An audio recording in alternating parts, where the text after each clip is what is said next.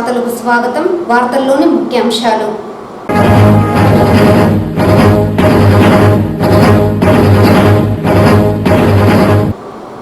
విద్యార్థులు అత్యుత్తమ విద్యను అభ్యసించాలన్న ఆశయంతోనే రాష్ట్ర ప్రభుత్వం జగనన్న విద్యా దీవెన పథకం ద్వారా విద్యార్థులకు చేయూతను అందిస్తోంది.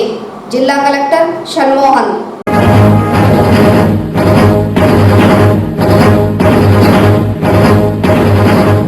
ప్రశాంతంగా ఇంటర్మీడియట్ మొదటి సంవత్సరం పరీక్షల నిర్వహణ, పరీక్షా కేంద్రాల వద్ద 144 సెక్షన్ విధించి పరీక్షలను సజావుగా నిర్వహించిన అధికార యంత్రాంగం.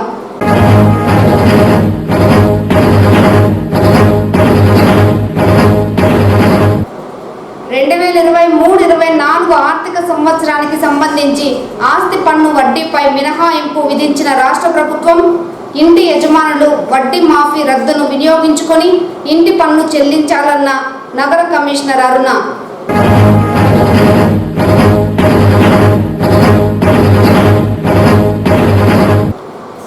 మార్చి 16న జరగనున్న జాతీయ లోక్ అదాలత్ను కక్షిదారులు సద్వినియోగం చేసుకోవాలి. జిల్లా న్యాయ సేవాధికార సంస్థ కార్యదర్శి సీనియర్ సివిల్ జడ్జ్ కరుణకుమార్ పిలుపు. వార్తల్లోని వివరాలు. రాష్ట్ర ముఖ్యమంత్రి వైఎస్ జగన్మోహన్ రెడ్డి అక్టోబర్-డిసెంబర్ 2023 త్రైమాసికానికి సంబంధించి జగనన్న విద్యా దీవెన నిధులను అర్హులైన విద్యార్థుల తల్లుల ఖాతాలకు జమ చేశారని జిల్లా కలెక్టర్ షణ్మోహన్ తెలిపారు. శుక్రవారం ముఖ్యమంత్రి కృష్ణా జిల్లా పామర్రు నుండి అక్టోబర్-డిసెంబర్ 2023 త్రైమాసికానికి సంబంధించి జగనన్న విద్యా దీవెన నిధులను కంప్యూటర్లో బటన్ నొక్కి విద్యార్థుల తల్లుల ఖాతాలకు జమ చేశారు. చిత్తూరు జిల్లా సచివాలయం నుండి వీడియో కాన్ఫరెన్స్ ద్వారా ఈ కార్యక్రమాన్ని చిత్తూరు పార్లమెంట్ సభ్యులు ఎన్ రెడ్డప్ప, జెడ్పీ చైర్మన్ గోవిందప్ప శ్రీనివాసులు, జిల్లా కలెక్టర్ షణ్మోహన్ తదితరులు వీక్షించారు. ఈ సందర్భంగా కలెక్టర్ మాట్లాడుతూ ఎస్సీ, ఎస్టీ, బీసీ, ఈబీసీ, కాపు, మైనార్టీ మరియు క్రిస్టియన్ మైనార్టీకి చెందిన అర్హులైన ఐటీటీ, పాలిటెక్నిక్, ఇంజనీరింగ్, ఫార్మసీ మరియు అన్ని డిగ్రీ కోర్సు విద్యార్థులకు జగనన్న విద్యా దీవెన పథకం ద్వారా పూర్తి ఫీజు రియంబర్స్మెంట్ అందించడం జరుగుతున్నదని తెలిపారు. ఫీజు రియంబర్స్మెంట్కు సంబంధించి నగదును విద్యార్థుల తల్లుల ఖాతాలకు ముఖ్యమంత్రి నేరుగా జమ చేస్తున్నారని తెలిపారు. జిల్లాలో అక్టోబర్-డిసెంబర్ 2023 త్రైమాసికానికి 32,427 మంది విద్యార్థులకు లబ్ధి చేకూరుస్తూ 29,407 మంది తల్లుల ఖాతాలకు 20,54,29,471 రూపాయలు జమ కానున్నదని తెలిపారు.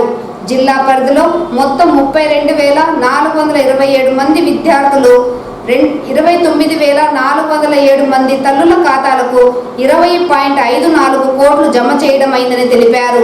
ఈ కార్యక్రమానికి చిత్తూరు నగర mayor Amuda, DRO Pullaiah, ZP vice chairperson Ramya, జిల్లా సాంఘిక మరియు బీసీ గిరిజన శాఖల అధికారులు రాజ్యలక్ష్మి, రబ్బాని భాష, మూర్తి, విద్యార్థులు, వారి తల్లిదండ్రులు తదితరులు పాల్గొన్నారు. ఈ మంచి కార్యక్రమం ఇది తరతరాల పేదరికం సంఖ్యలను తెంపేసి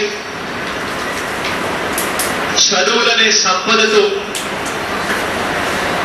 పెద్ద చదువుల పునాదుల మీద ఆకాశమే హద్దుగా పేదింట పిల్లలు ఎదిగేందుకు ఉపయోగపడే ఒక గొప్ప కార్యక్రమం ఈ రోజు ఇక్కడ పామరు నుంచి జరుగుతా ఉంది. పెద్ద చదువులు చదువుకుంటా ఉన్న పేదింటి పిల్లల వారి పూర్తి ఫీజులు,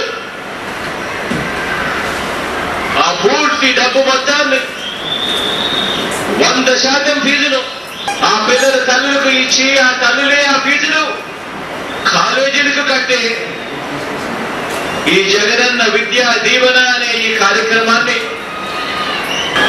గత 57 నెలలుగా క్రమం తప్పకుండా ప్రతి త్రైమాసికం అయిపోయిన వెంటనే ఆ తల్లులకు జమ చేస్తూ ఈ విద్యా దీవెన, జగనన్న విద్యా దీవెన అనే కార్యక్రమాన్ని కొనసాగిస్తూ వచ్చాం.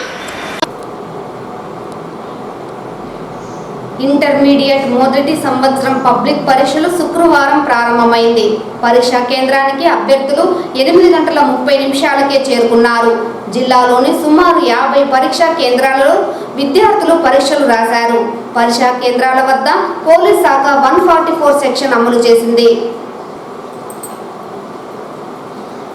ఇంటర్ మొదటి సంవత్సరం పరీక్షలకు సుమారు 15,000 మంది విద్యార్థులు హాజరయ్యారు. పరీక్షలకు గంట ముందు పోలీస్ స్టేషన్ నుంచి ప్రశ్న పత్రాలు పరీక్షా కేంద్రాలకు చేరుకున్నాయి. కొత్తగా పరీక్షా కేంద్రాలలో జంబ్లింగ్ వ్యవస్థను అమలు చేశారు. విద్యార్థులతో పాటు ఉపాధ్యాయులకు కూడా జంబ్లింగ్ అమలు చేశారు. మాస్ కాపీయింగ్ లేకుండా ఇంటర్ బోర్డు అధికారులు పగడ్బందీ ఏర్పాట్లు చేశారు. చిన్నపాటి పొరపాటుకు తావు లేకుండా పరీక్షా కేంద్రాలను ప్రత్యేక స్క్వాడ్ తనిఖీలు నిర్వహించింది. సమస్యాత్మక కేంద్రాల వద్ద ఎస్ఐ స్థాయి అధికారిని ఇంటర్ బోర్డు నియమించింది. కాగా శనివారం ఇంటర్ 2వ సంవత్సరం పబ్లిక్ పరీక్షలు జరగనున్నాయి. ఈ పరీక్షలకు 16,000 మంది విద్యార్థులు హాజరు కానున్నారు. చిత్తూరు జిల్లాలో ఇంటర్ ప్రథమ ద్వితీయ సంవత్సరం పరీక్షలను పగడ్బందీగా నిర్వహించడానికి అన్ని ఏర్పాట్లు పూర్తి చేసినట్లు ఆర్జేడి రవికుమార్ తెలిపారు. గతంలో చోటు చేసుకున్న కొన్ని పొరపాట్లను దృష్టిలో ఉంచుకొని మళ్లీ అలాంటి పొరపాట్లు పునరావృతం కాకుండా చర్యలు చేపడుతున్నట్లు పేర్కొన్నారు.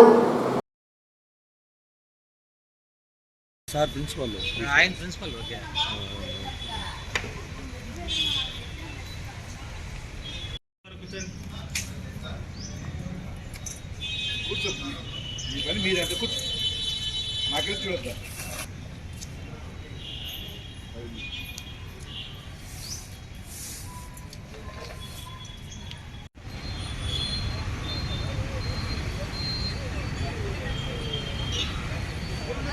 మీకే మన గేట్ కావాలి కదా మరి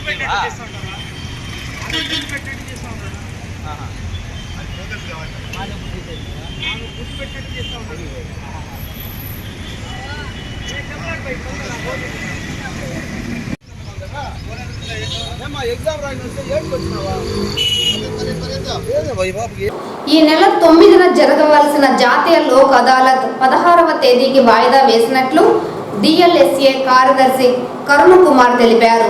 గురువారం ఆయన ఛాంబర్లో మీడియాతో మాట్లాడుతూ గత లోక్ అదాలత్లో పెండింగ్లో ఉన్న 1682 కేసులు, దీంతో పాటు ముందస్తు లిటిగేషన్ 277, మొత్తం 1959 కేసులు రాజీ చేసి 29 కోట్లు 53,22,160 రూపాయలు పరిష్కారంగా ఇప్పించామన్నారు.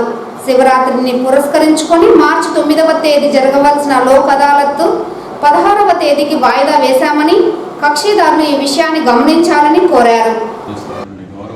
ఆంధ్రప్రదేశ్ రాష్ట్ర న్యాయ సేవ అధికార సంస్థ మరియు మా గౌరవ చైర్మన్ గారు మరియు జిల్లా ప్రధాన న్యాయమూర్తి అయినటువంటి మాన్యశ్రీ ఈ భీమారావు గారు, వీరంతా కూడా మన లోక్ అదాలత్ అంటే ఈ ప్రజా న్యాయపీఠాలని ఏ విధంగా నడిపించాలి, ఆ ప్రజా న్యాయపీఠాల తాలూకా అంశాలన్నింటినీ కూడా ప్రజల ఈ ప్రజా న్యాయపీఠాలని మనం ఏ విధంగా నాయకత్వం వహించి నడపాలి ముందుకన్న ఆ ఆకాంక్షతో ఈ యొక్క ప్రెస్ మీట్ని మన ఎలక్ట్రానిక్ మీడియా సోదరులు అలాగే ప్రింట్ మీడియా సోదరులతో మన జిల్లా న్యాయ సేవ అధికార సంస్థ నిర్వహించడం జరుగుతుంది. అయితే గత లోక్ అదాలత్లో మీరు అంతకుముందు లోక్ అదాలత్లో గత లోక్ అదాలత్ని మనం పరిశీలన చేసినప్పుడు మనం కోర్టులో ఏవైతే కేసులు పెండింగ్ ఉన్నాయి అంటే పరిష్కారం కాకుండా అపరిష్కారంగా ఉన్నటువంటి కేసులన్నింటినీ కూడా మనం గత లోక్ అదాలత్లో తీసుకొని వివిధ కోర్టుల్లో ఉన్నటువంటి సుమారు 1,682 కేసుల్ని రాజీ చేస్తే, దాంతోపాటు ముందస్తు లిటిగేషన్ కేసులు అవి కూడా మనం ఒక 277 కేసుల్ని మనం రాజీ చేసి మొత్తంగా మన గత జాతీయ లోక్ అదాలత్లో 1,959 కేసుల్ని మనం రాజీ చేసి ఈ రాజీ ప్రయత్నం ద్వారా 29,53,22,160 రూపాయల పరిహారాన్ని మనకు ఎవరైతే కక్షిదారులు ఉన్నారో ఆ కక్షిదారులకు ఇప్పించడంలో జిల్లా న్యాయ సేవ అధికార సంస్థ మరియు ఈ 13 మండల్ లీగల్ సర్వీస్ కమిటీస్ కూడా సఫలీకృతమైన ఒక విజయ దరహాసంతో మీ అందరి ప్రెస్ ముందుకి నేను రావడం జరుగుతుంది. మరియు యాక్చువల్గా మన గౌరవ సుప్రీంకోర్టు వారు ఇచ్చినటువంటి షెడ్యూల్ ప్రకారంగా 9/3/2024 నిర్వహించాల్సినటువంటి జాతీయ లోక్ అదాలత్, మరొక్కసారి 9/3/2024 నిర్వహించాల్సినటువంటి జాతీయ లోక్ అదాలత్ని మనం గౌరవ హైకోర్టు వారు, గౌరవ ఆంధ్రప్రదేశ్ రాష్ట్ర న్యాయ సేవాధికార సంస్థ వారు ఇచ్చినటువంటి సూచనల మేరకు ప్రజల యొక్క సౌకర్యార్థం, అంటే శివరాత్రి వస్తుంది కాబట్టి ప్రజల సౌకర్యార్థమే ఈ యొక్క ప్రజా న్యాయపీఠాల్లో అవసరమని ఆ ఆవశ్యకతను గుర్తించినటువంటి మన గౌరవ అత్యున్నత న్యాయస్థానం వారు ఏం చేశారంటే ఈ 9/3/2024 జరగబోయే జాతీయ లోక్ అదాలత్ని 16/3/2024కి మరి మార్చడం జరిగిందన్న ఈ సూచికని అందరూ అర్థం చేసుకోవడం. కాబట్టి జాతీయ లోక్ అదాలత్ 9/3/2024 ఉండదు, 16/3/2024 అది కూడా శనివారం రోజున ఉంటుందని మీ అందరికీ విజ్ఞప్తి చేయడం జరుగుతుంది. కాబట్టి ఈ చిన్న మార్పు మీరు అందరూ గమనించుకోవాలి. ఇకపోతే ఈ జాతీయ లోక్ అదాలత్ కోసం మన జిల్లా న్యాయ సేవాధికార సంస్థ మరియు 13 మండల లీగల్ సర్వీస్ కమిటీస్ ఏం చేశారు, మొత్తం 10,055 కేసుల్ని గుర్తించి, అంటే సుమారుగా 15% మనకి జిల్లా వ్యాప్తంగా పెండింగ్ కేసులు 60,000 పైచిలుకు ఉంటే మనం ఏం చేసామంటే 10,055 కేసుల్ని గుర్తించి, అంటే సుమారుగా 15% కేసులను ఐడెంటిఫై చేయడం జరిగింది. ఈ కేసులన్నింటినీ కూడా మనం ముందుకు తీసుకెళ్ళడానికి, ముందస్తు పరిష్కార మార్గాల్ని ఆవిష్కరించడానికి మనం ప్రీ లోకల్ సిట్టింగ్స్ కండక్ట్ చేసాం. ఈ pre local sitting 135 pre local sittings జిల్లా వ్యాప్తంగా ఇప్పటివరకు జరిగితే అందులో సుమారుగా 108 కేసులు ఆల్రెడీ మనకి పరిష్కార దిశలోకి వెళ్ళిపోయాయని చెప్పడానికి మనకు సంతోషంగా ఉంది. ఇకపోతే మనం ఇప్పటి వరకు ఈ పరిశీలించినటువంటి విషయాలను చూస్తే సుమారుగా 2,000 కేసుల వరకు ఈసారి కేసులు పెండింగ్ కేసులు, అంటే ఏవైతే పరిష్కారం కాకుండా కోర్టుల్లో పెండింగ్ ఉన్నాయో ఆ కేసులు మాత్రం ఖచ్చితంగా రాజీ అవుతాయన్న ఒక ఆశాభావం అయితే నాకు జిల్లా న్యాయ సేవాధికార సంస్థ కార్యదర్శిగా, జడ్జిగా నేనైతే అనుకుంటున్నాను.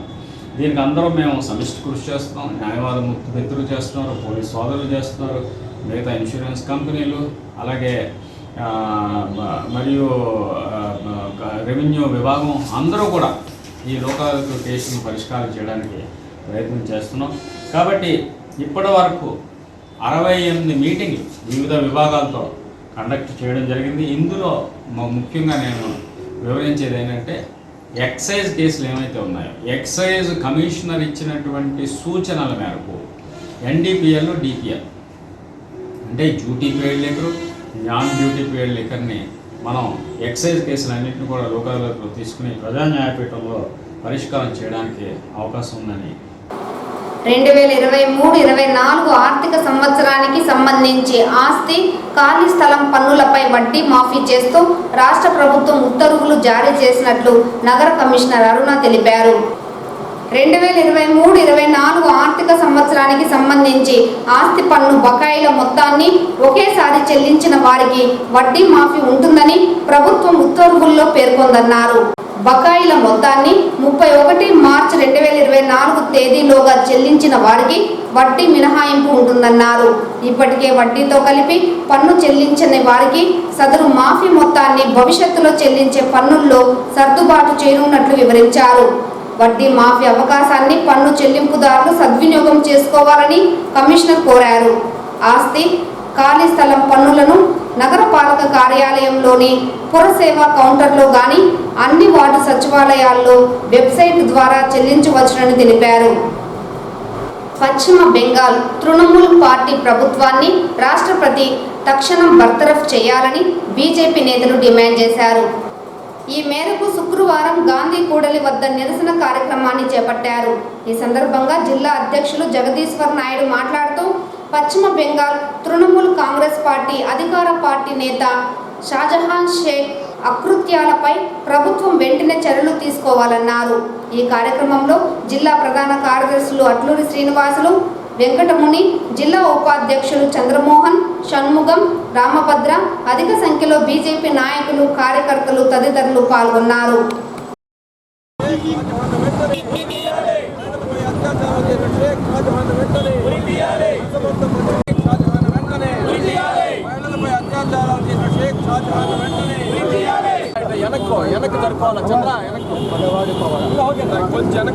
తృణమూల్ కాంగ్రెస్ నేత పశ్చిమ బెంగాల్లోని 24 పరగణాల జిల్లా సందర్బన్ అడవుల ప్రాంతంలోని సందే ఖాళీ అనే ప్రాంతంలో షేక్ షాజహాన్ అనే తృణమూల్ కాంగ్రెస్ నేత ఎంతటి ఘోర కలిగి పాల్పడ్డాడో నిన్నటి రోజున పశ్చిమ బెంగాల్ హైకోర్టు ఆదేశంతో వారిని పోలీసులు అరెస్ట్ చేసిన తర్వాత దేశం మొత్తం నివ్వెరపోయే పరిస్థితి.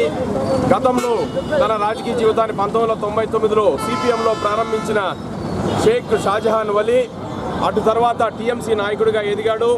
మొదట్లో కూలీ పని చేసుకునే బతికి అతను ల్యాండ్ సెటిల్మెంట్లు చేస్తూ ఆ తర్వాత దందాలు చేయడం స్టార్ట్ చేశాడు.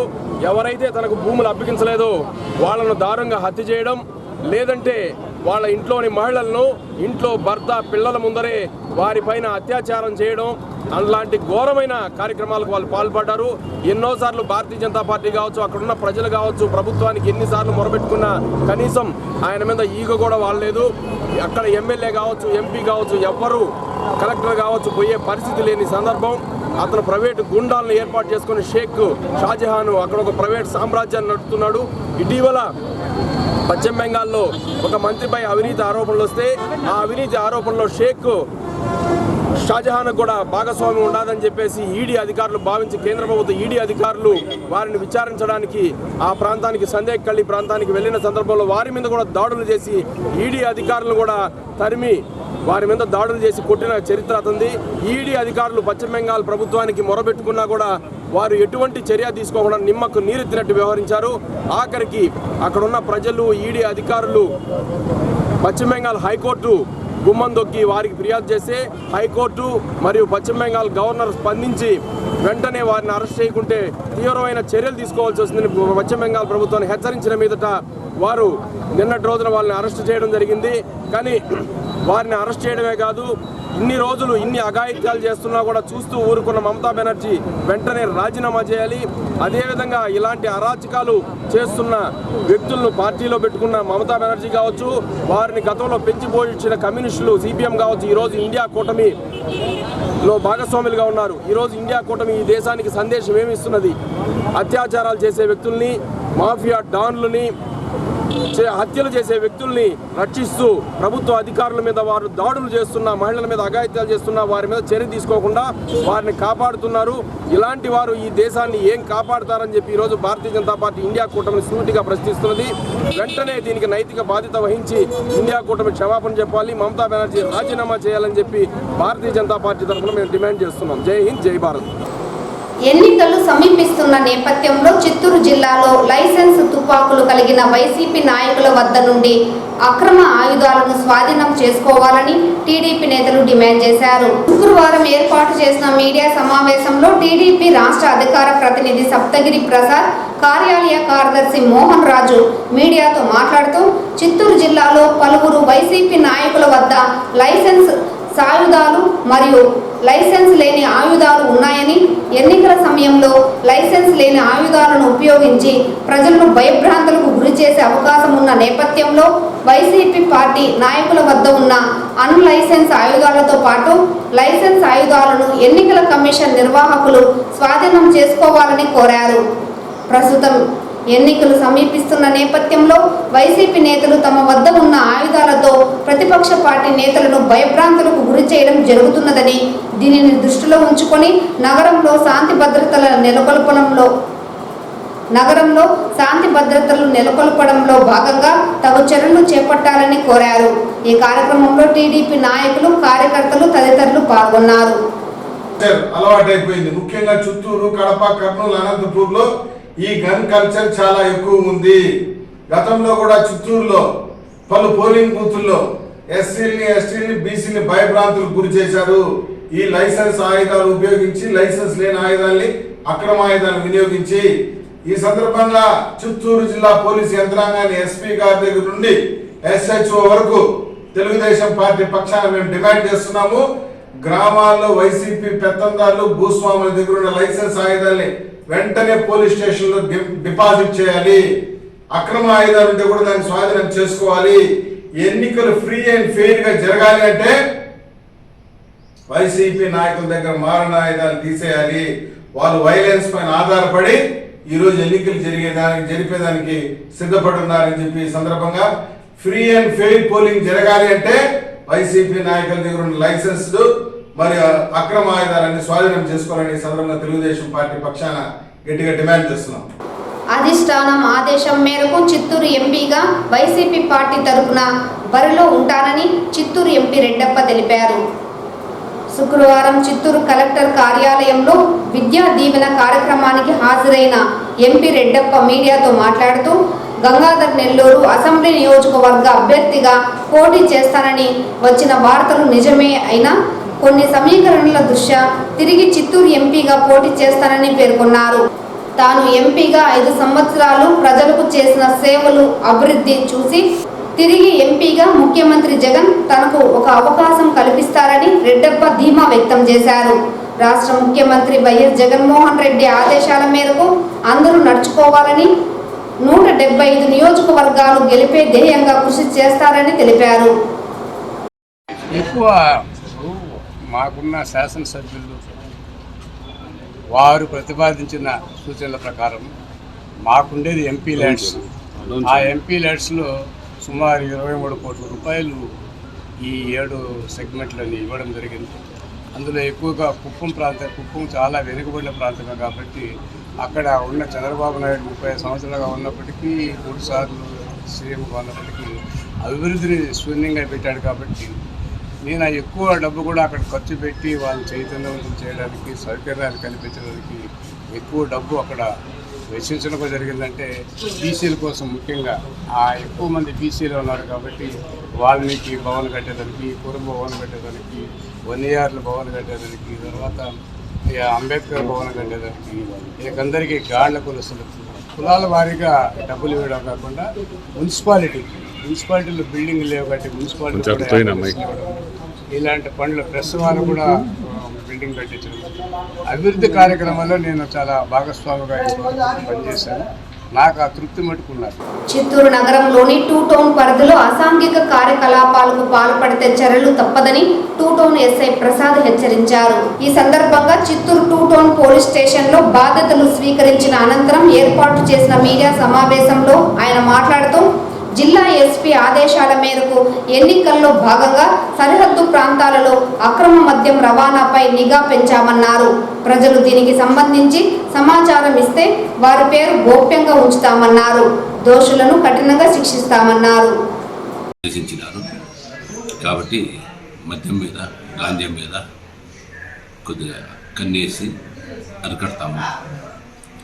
ఎన్నికల నేపథ్యంగా కొద్దిగా ప్రశాంత వాతావరణంగా ఉండేటట్లు ప్రజలకు భరోసా ఇచ్చి మేము చేసుకుంటాం. అలాగే మా 2 టౌన్ పోలీస్ స్టేషన్ పరిధిలో ఎక్కడన్నా ఏమైనా అక్రమంగా కానీ, మద్యం కానీ, ఏదైనా అసాంఘిక కార్యక్రమాలు కానీ ఏమి జరిగినా మా దృష్టికి తీసుకురండి, మేము వెంటనే స్పందిస్తాము. మీ పేరు కూడా మేము గోప్యంగా ఉంచుతాము. మీరు ఫోన్ చేసిన వెంటనే మేము వచ్చి మీకు హాజరయ్యి మేము చూసుకుంటాం. మీ పేరు మేము గోప్యంగా ఉంచుతాం. మీరు ఇన్ఫర్మేషన్ ఇస్తే ఎనీ టైం మేము ముందుంటాం. శ్రీనివాస మంగాపురం శ్రీ కళ్యాణ వెంకటేశ్వర స్వామి వారి బ్రహ్మోత్సవాలలో 2వ రోజైన శుక్రవారం ఉదయం శ్రీనివాసుడు శ్రీ మురళీకృష్ణుడి అలంకారంలో చిన్న శేష వాహనంపై అభయమిచ్చారు. 2వ రోజు ఉదయం శ్రీ కళ్యాణ వెంకటేశ్వరుడు ఒక్కరే 5 తలల గల చిన్న శేష వాహనాన్ని అధిష్ఠించారు. చిన్న శేష వాహనం శ్రీవారి వ్యక్త రూపమైన పాంచభౌతిక ప్రకృతికి సంకేతం కనుక ఈ వాహనం పంచభూతాత్మకమైన విశ్వానికి, అందులో నివసించే జీవునికి వరాలిస్తుంది.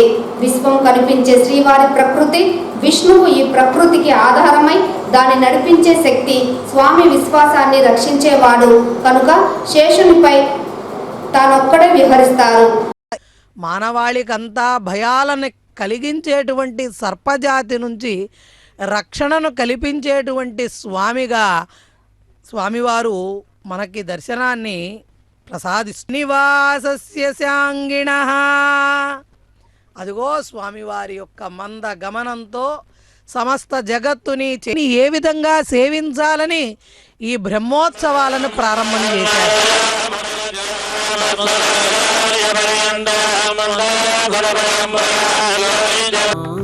శరణు శ్రీధర గరుడ వాహన శరణు వెంకటనాయక శరణు శ్రీ వైకుంఠ నాయక శరణు శ్రీ పురుషోత్తమా శరణు శ్రీధర గరుడ వాహన శరణు 2000 నాల్కలతో స్వామివారిని ప్రస్తుతిస్తూనే ఉంటాడట. 1000 పడగల స్వామి చుట్టలుగా చుట్టుకొని అతిశయించిన వైభోగంతో అలరారేటువంటి ఆదిశేషుడు సురేశం విశ్వాధారం గగన సదృశం మేఘవర్ణం శుభాంగం లించాలిట. మామూలుగా మనం కూర్చొని గనక స్వామివారిని ధ్యానం చేస్తే స్వామివారు ఎప్పుడో ఒకప్పటికి వస్తారట. అదే నిలబడి గనక స్వామివారిని స్తుతించినా అర్చించినా స్వామివారు వెనువెంటనే మనకి అనుగ్రహాన్ని ప్రసాదిస్తారు. మరి స్వామివారు వెన్న దొంగగా పిలువబడినటువంటి స్వామి కూడా ఆపదలను హరించేటువంటి తన భక్తులు భాగవతోత్తములు వచ్చేటువంటి ఆపదలను తొలగించడానికి తాను దొంగగా హరిస్తాడట. అటువంటి హరి మురళీకృష్ణుడిగా మనందరికీ కూడా దర్శన భాగ్యాన్ని ప్రసాదిస్తున్నారు. స్వామివారి యొక్క ఆ చినశేష వాహనంపై స్వామివారి కదలిక చూడండి. ఒక చిన్న బాలకృష్ణుడు ఆడుతూ పాడుతూ వెళుతున్నట్లుగా ఒత్తైన జడలన్నిటినీ కూడా యశోదమ్మ ముడులు వేస్తే ఆ రూపాన్ని స్మరిస్తుంటేనే చాలుట. మనం అనుకోవచ్చు, అయ్యో మేము ఆ ద్వాపరయుగంలో శ్రీకృష్ణ పరమాత్మని చూడలేకపోయినా ఆయన గురించి వినడం వల్ల సతతం శ్రీశం హితం పరాత్పరమీ సతతం శ్రీశం హితం పరాత్పరిడే మృదుదర గమనం మేదిని ధరం క్రీడ నిలయమగమీడే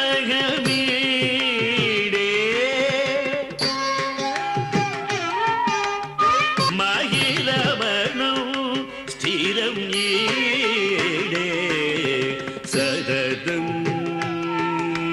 శ్రీజం హితం పరాత్పరమీడే సతతం సాధిస్తూ శ్రీమన్నారాయణుణ్ణి కీర్తించాయట.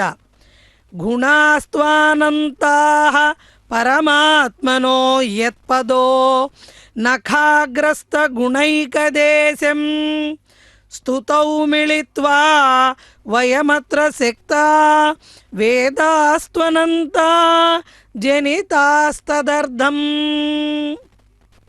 శ్రీమన్నారాయణుడి యొక్క భగవదాజ్ఞ చేతే స్వామి గుణాలను స్తుతించుటకై అవన్నీ కూడా సృజింపబడ్డాయట. ఆ వేదాలు మేము కూడా మహాపురుషుడైన శ్రీమన్నారాయణుని పాద నఖాగ్రమందలి కళ్యాణ గుణాలలో ఒక్కదాన్ని కూడా తెలుసుకోలేకపోతున్నామని వాపోతున్నాయిట. అంటే స్వామివారి యొక్క పాద గోళ్ళ సంశయాతిశయ సంచారీ కయాత్యజిత వికారీ కయాత్యజిత వికారీ ప్రియా విముఖ కృపా. తిరుపతిలోని శ్రీ కపిలేశ్వర స్వామి వారి బ్రహ్మోత్సవాలు శుక్రవారం ఉదయం ధ్వజారోహణంతో వైభవంగా ప్రారంభమైంది. అర్చకుల వేద మంత్రోచ్చారణ, శంఖనాదాలు, శివనామస్మరణ మధ్య ధ్వజారోహణ ఘట్టం శాస్త్రోక్తంగా జరిగింది. పంచమూర్తులైన సోమస్కందమూర్తి, కామాక్షి అమ్మవారు, వినాయక స్వామి, చండికేశ్వర స్వామి, వల్లి దేవసేన సమేత శ్రీ సుబ్రహ్మణ్య స్వామి వారి ఉత్సవమూర్తుల సమక్షంలో ఉదయం మీన లగ్నంలో నంది చిత్రంతో కూడిన వస్త్రాన్ని ధ్వజపటానికి చుట్టి ధ్వజస్తంభంపైకి అధిరోహింపజేశారు. కంకణ భట్టర్ శ్రీ మణివాసన్ గురుకుల్ ఆధ్వర్యంలో ఈ కార్యక్రమం శాస్త్రోక్తంగా జరిగింది.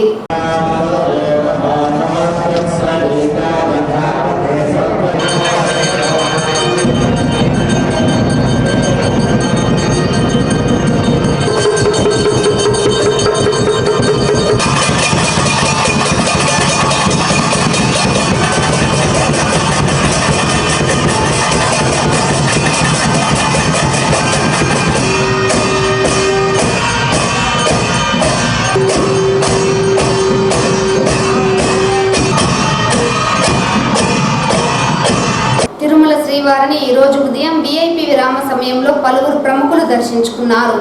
స్వామివారిని దర్శించుకున్న వారిలో టీడీపీ ఎమ్మెల్యే అభ్యర్థి బొజ్జల సుధీర్ రెడ్డి, మాజీ ఆర్డీఓ చైర్మన్ సతీష్ రెడ్డి, సినీ నటుడు సుమయ్య రెడ్డి, తెలంగాణ ఎమ్మెల్సీ తక్కెళ్లపల్లి రవీంద్రరావు వేరువేరుగా స్వామివారి సేవలో పాల్గొని మొక్కులు చెల్లించుకున్నారు. శ్రీవారి దర్శనార్థం తిరుమలకు విచ్చేసిన వీరికి ఆలయ అధికారులు స్వాగతం పలికి దర్శన ఏర్పాట్లు చేశారు. అనంతరం రంగనాథ మండపంలో వేద పండితులు వేద ఆశీర్వచనం చేసి స్వామివారి తీర్థ ప్రసాదాలను అందజేశారు.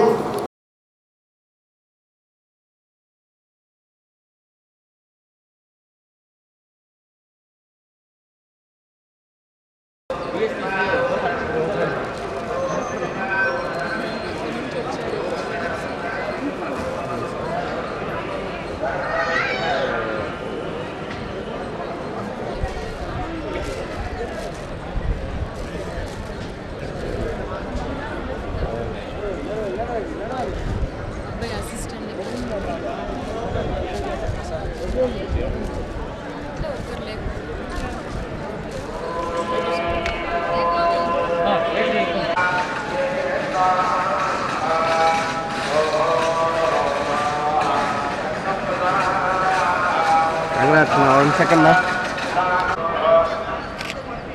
I see.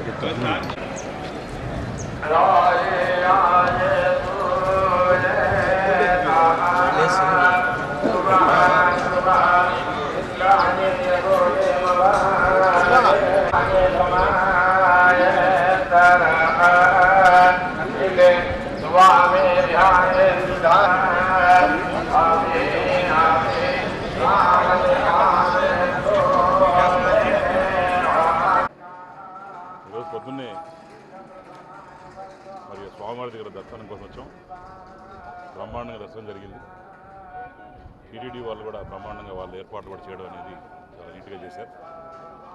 ఆ స్వామివారిని ఒకటే కోరుకున్నాం, మరి వచ్చే 40 రోజుల్లో ప్రభుత్వం మారాలా, మళ్ళీ చంద్రబాబు నాయుడు గారు సీఎం కావాలా, మేమందరం కూడా వాటితో పాటు నడవాలని చెప్పి, అలానే ఇప్పుడు జరిగే అరాచకాలు ఏ రకంగా ఉంటే అవన్నిటి కూడా ఒక ఫుల్ స్టాప్ పడాలని చెప్పి దేవుడిని కోరుకుని వచ్చే కాలంలో ఒక రామరాజ్యం బ్రహ్మాండంగా రావాలని చెప్పి స్వామివారిని కోరుకుని వచ్చాం. కళాశాలలో ఎలా ఉంది సార్ పరిస్థితి? తమరికి సీట్ ఇచ్చేసారు టీడీపీ నుంచి, ఎలా ఉండదు? శ్రీకాళహస్తిలో టికెట్ మాకేయడం అయితే ఖాయం. ఎందుకంటే ఆ పర్మిటేషన్ కాంబినేషన్స్లో ఫస్ట్ లిస్ట్ రాకపోవచ్చు, కానీ ఏ లిస్ట్ వస్తే ఏమి టికెట్ రావాలి, అంతేగా. టికెట్ వస్తుంది కంపల్సరీగా. మేము అక్కడి నుంచి పోటీ చేస్తాం, టీడీపీ నుంచి మంచి మెజారిటీతో గెలుస్తాం.